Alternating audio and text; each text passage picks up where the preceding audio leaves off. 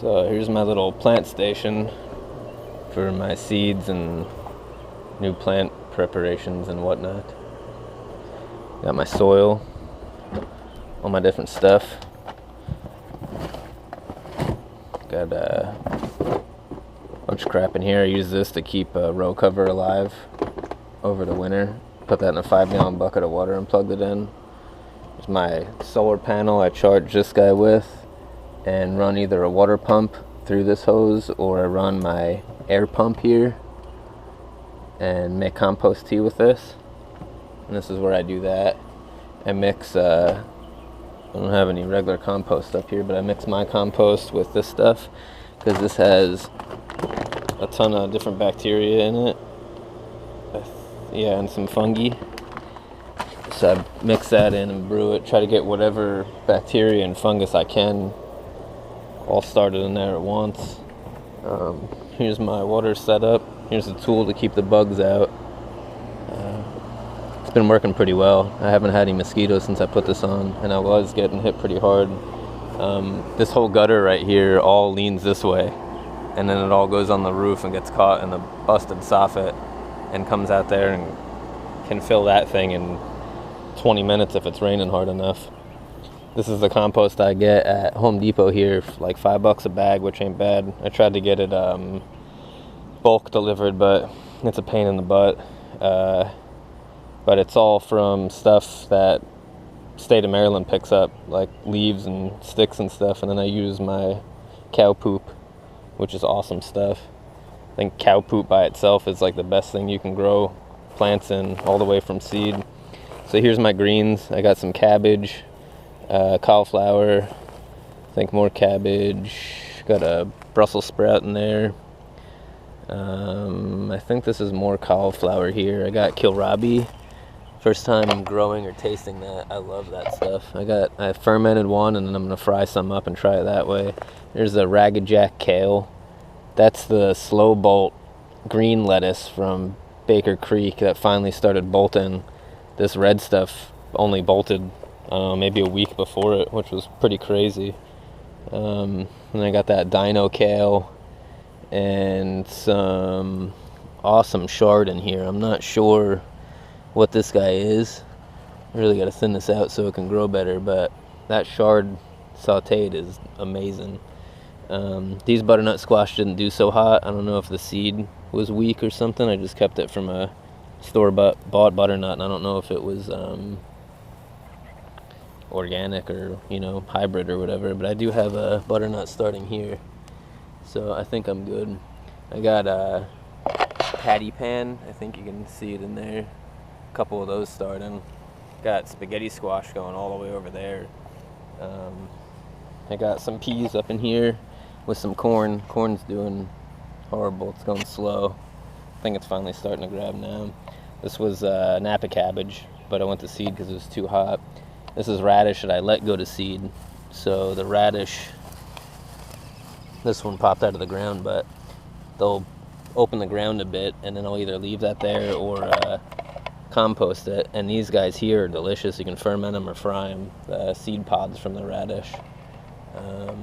I got lemon squash in there, and up there I got tondo, that one that looks like it might have wilt, but I don't know if it's just really thirsty. It got really hot today, and that one started growing a lot lately. I think it might have got ahead of itself. I just compost teed yesterday, so I think some stuff gets really thirsty after that. Here's my first batch of tomatoes. I forget what all these are. I had tags, but I ended up ripping them out. I went way too close together. My idea here was I was going to have a plant, wherever a plant split, I was going to send one up to this 2x4 and the other up to that one, but when they're new and susceptible to the fungi, I guess, for like early blight, it's all too close together. I probably could have done one plant back and forth, but I just need to put more space here. They're doing pretty good, but I've had to pick a lot of leaves, and now I've got a ton of tomatoes that don't have any leaves over them, and I haven't done that yet. I'm not sure if they don't develop or if they just suffer, but if they don't do anything, I'll just ferment them. I think these are beefsteak. These are pork chop.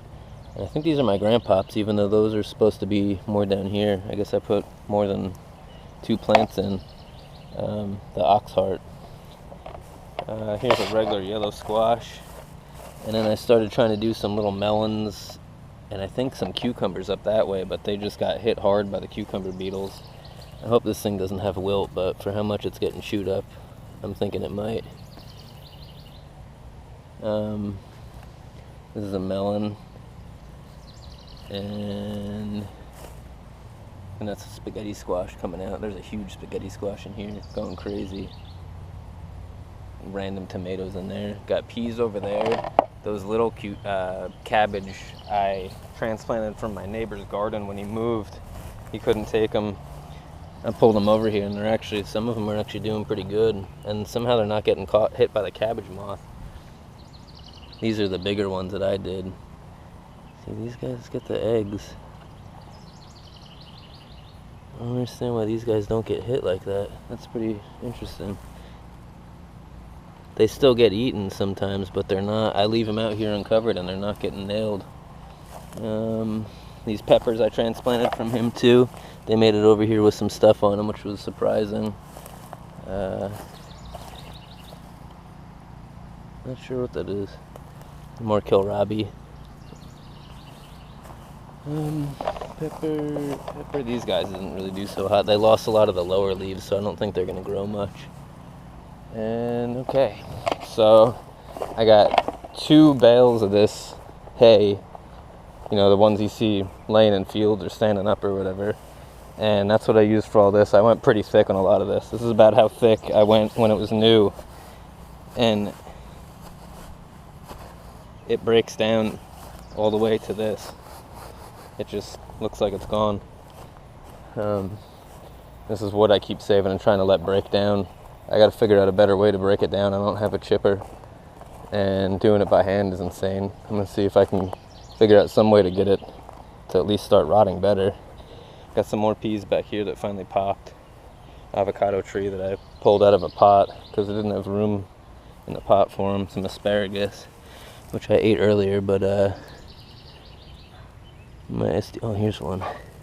This stuff, when it's fresh like this, is like addicting. It's so good. Tastes like green onion, but without too much of that sour. And then this just doesn't have enough sun. In my compost, this is this year's. This is what I have left from last year. I'm surprised I have any. I'm just trying to save it for the compost tea. This house came with all types of stuff like this growing, but it was all so diseased from not being taken care of. I started spraying compost tea on everything, and it's like really starting to perk up. This tree is horrible. I keep trying to prune it back. I brought this wisteria. I've always loved wisteria. Everybody hates it because it's so invasive, but coincidentally, it's growing here at this property all over the place. It's this whole entire bush is filled with it. My neighbors cut down a tree, and a bunch of it got ripped out, and now it's just going nuts. So this should be beefsteak, but it looks a lot like the oxheart. I think maybe this is where I had 2. It has to be. That's the oxheart. These guys are doing pretty bad. It wilts real bad. I'm not sure what's up with that. But my grandpa's tomatoes always done that. So I think it's okay. Oh, I'm standing on new seeds. That's good. Planted a bunch of stuff in here yesterday. Here's my peppers that never did anything. I planted these in like January or February. They just won't go. And I had a bunch of herbs in here, but the only ones that really took off are thyme and this chamomile, which I gotta start ripping out. I got my pineapple that I've just left out here. I'm surprised it's still alive. Here's lemon basil. This stuff is amazeballs. It is so delicious. And then these guys, I only had this white one on here and it wasn't wide enough, and they were getting in spots. So I had to finally cover it with a black one, which is double wide. But now they're actually doing okay. They're not getting hammered as hard. Some of the ones down here had where the cabbage worm lays like a sack of like 20 eggs or something in there, and all of a sudden I came out here one day and stuff was just like looking like this. It was just destroyed. There's my cucumbers, more spinach that I don't think I'm gonna let go all the way to seed. I got a ton of it over there. I had a bunch of chard in here, but it all got covered. These cabbage leaves got a lot bigger than I thought. The cucumbers are doing bad this year too. The cucumber beetles are insane. I gotta come up with a plan for those things. I think this is the sweet 100th, even though it doesn't look like that many of them. It's the only one I don't have on the other side. And then here's all my cauliflower, which has a cucumber beetle on it. That's cute.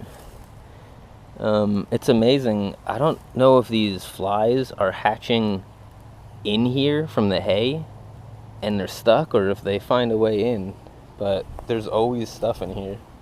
Every once in a blue moon I find a butterfly, but I'm thinking maybe it's a cabbage worm hatching. So here's the red flame cabbage from Baker's Creek that went to seed finally like a week ago. That's expected. The green stuff over there, yeah, here's some that didn't. It looks like it might just be going. So maybe with a little bit of shade it can do okay. It's the slow bolt stuff is like necessary though. I can't get cilantro to do anything without it being a slow bolt. I just got some more of that.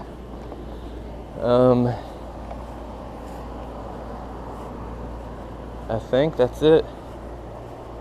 There's my potato thing. I got